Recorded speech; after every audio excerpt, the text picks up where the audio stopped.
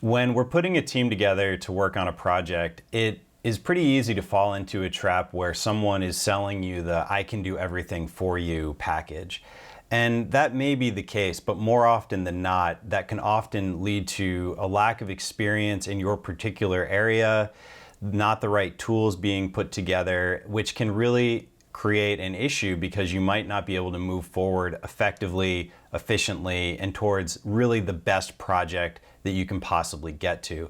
And so the trick is really being able to know how to put a small enough team together that isn't overly specialized right from the start, but knows enough about all the different pieces, and then you build the specialization as you move along with the project. And that way, you can minimize your upfront costs, but still have the right knowledge and have all those bases covered so that as you move forward, you're not falling into a trap where you either have someone who may be not experienced enough, maybe you got sold a silver bullet by someone who's saying they can do everything for you, or whatever the case is. But the whole point is having the right tools together for the job so that you can move forward positively with confidence and leading to the best project you can get to. And so that's really my focus working with clients, is not being able to do everything for you, but being able to help you understand how the whole process works, get your ideas like extracted from the deepest part of whatever your dreams and sort of wherever this idea is coming from, get that stuff out,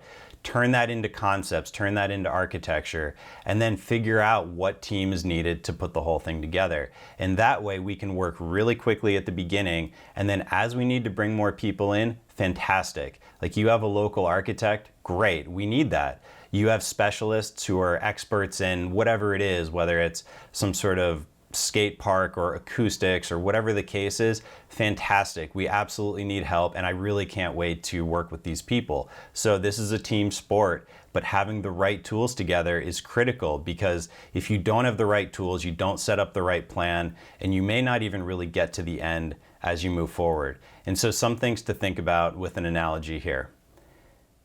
If you're looking at this knife, this isn't really a knife.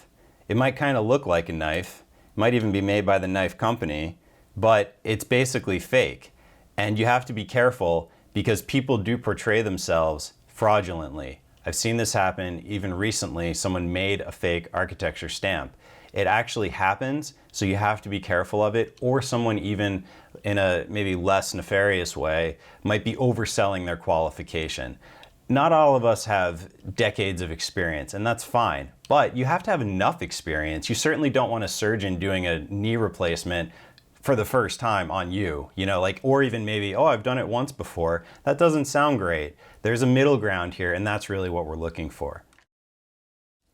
Then there's the version that is the too small version. Yes, it has a knife. Yes, it has scissors. But is it really effective? Not really. It's kind of covering those bases, but it's not necessarily doing a great job at any of them. Then you certainly have like the big one, the I can do everything one.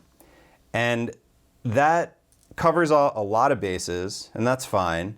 And honestly, in a lot of cases, maybe this is okay, but it's also the most expensive. And does it really do any of them that well? Like, not particularly.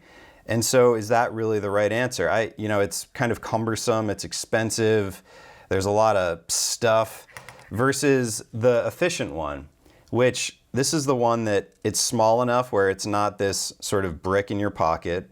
It still has a knife, it still has the saw, it still has the scissors. When I was in the Boy Scouts, this is the one that I always wanted. And the newer version that I've got here has these sort of nice shapes to it. It's got a little bit more kind of flair or design that actually is very efficient in the way that you can grab it. And so this might be the right fit.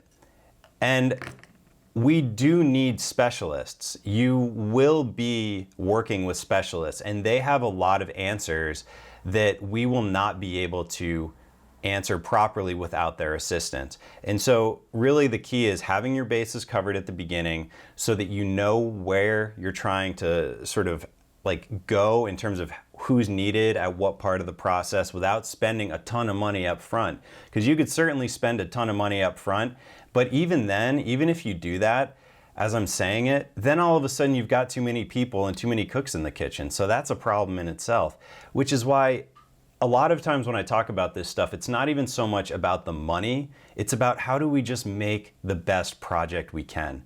And just like writing a script for a movie or writing a book or making a piece of art, it's usually not a committee. And so that's why having the right tool, the one that is the right mix of the right tools, is important, because what you don't want to do is fall into a trap where you're either inexperienced or being oversold their capabilities can lead you to a place where your business can be significantly or severely injured.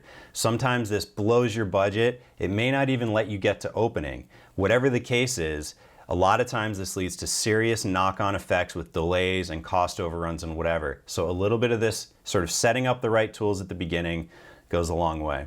So hopefully that's helpful, and I'll see you in the next one. Thanks for watching.